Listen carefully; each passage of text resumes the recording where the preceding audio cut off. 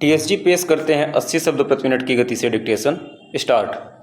सभापति महोदय, प्रमुख कर्मचारियों की कमी की वजह से कार्यक्रमों पर विपरीत प्रभाव न पड़े, यह सुनिश्चित करने के लिए कर्मचारियों की भर्ती में लचीला रवैया अपनाए जाने की आवश्यकता है और आवश्यक हो तो यह कार्य ठेके की प्रणाली से भी किया जा सकता है।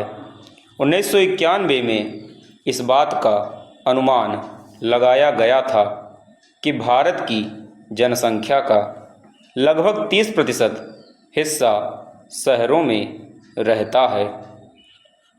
पिछले 2 दशकों में शहरों में लोगों के स्थानांतरण से शहरी तंग बस्तियों की जनसंख्या में तेज़ी से वृद्धि हुई है।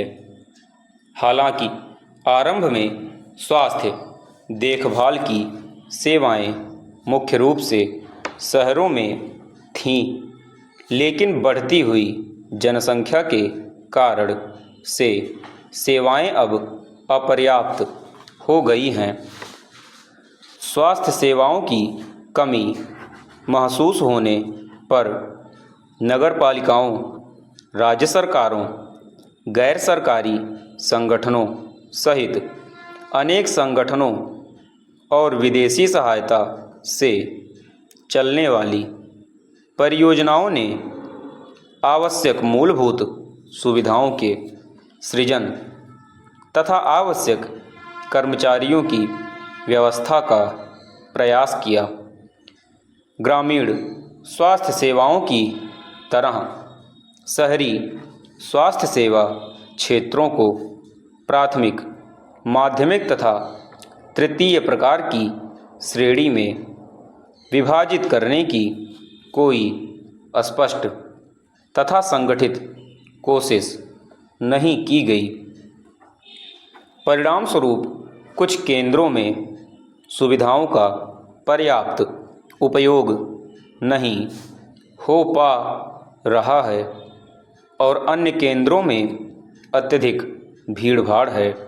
एक ही क्षेत्र सहायक अथवा अन्य प्रकार की सेवाएं देते हैं और उनमें उचित कारगर संपर्क स्थापित करने के प्रयास किए गए हैं ताकि उपलब्ध स्वास्थ्य सेवा सुविधाओं का अधिकतम उपयोग हो सके।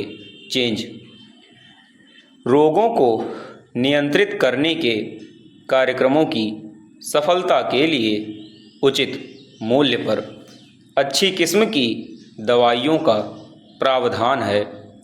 अनावश्यक दवाओं तथा निश्चित मिश्रण वाली खुराक की दवाओं को नियंत्रित करने और अगर संभव हो तो उन्हें समाप्त करने की भी उतनी ही आवश्यकता है।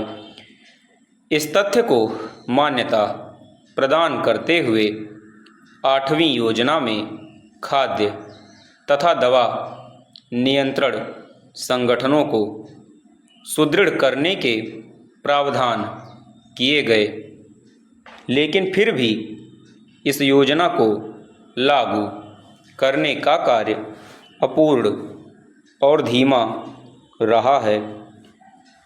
अगले कुछ वर्षों में इस कार्य को प्राथमिकता के आधार पर किया जाएगा। कोई भी स्वास्थ्य कार्यक्रम और उस स्वास्थ्य प्रणाली के साथ संलग्न कर्मचारी कम महत्वपूर्ण नहीं होते। राज्यों तथा केंद्रीय क्षेत्र दोनों के बजट का 75% हिस्सा कर्मचारियों के वेतन पर खर्च होता है। स्वास्थ्य सेवा योजनाओं की भांति भारत में स्वास्थ्य कर्मचारियों की योजना पर ध्यान नहीं दिया गया है। पूर्ण विराम चेंज। आदरणीय महानुभावों, आप सब से मिलने का यह अवसर पाकर मुझे प्रसन्नता है।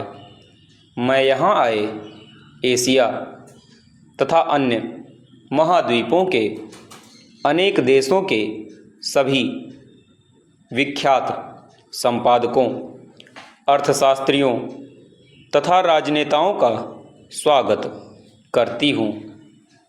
यह असेंबली अनेक विषयों पर विचार करती रही है और मुझे आशा है कि आपके विचारों तथा संवेदनाओं से हम लाभान्वित हो सकेंगे। भारत में वर्तमान में अपनी स्वाधीनता की 50वीं वर्षगांठ मना रहा है। हमारी स्वतंत्रता के साथ साथ उपनिवेशों की समाप्ति का एक युग आरंभ हुआ, जिसके दौरान एशिया, अफ्रीका और कैरिबियन अंचल के अनेक देशों को राजनैतिक स्वाधीनता प्राप्त हुई। इसके साथ साथ चीन का भी पुनर्जन्म हुआ। आप यहाँ जिन समस्याओं पर गहराई से विचार कर रहे हैं, उनमें से कुछ जैसे भूख और कुपोषण, आर्थिक विकास और शिक्षा की समस्याएं, पराधीनता की दीर्घ अवधि के कारण उत्पन्न हुई थीं। औपनिवेशिक शासकों को जिस किसी प्रकार की भी व्यावसायिक, औद्योगिक या बौद्धिक गतिविधि असुविधाजनक प्रतीत होती थी, उसे हतोत्साहित किया जाता था और हमें स्वयं अपनी पारंपरिक समाज व्यवस्था के अंतर्गत अपने विषयों का हल खोजने की अनुमति नहीं थी। कुछ और भी समस्याएं विद्यमान थीं।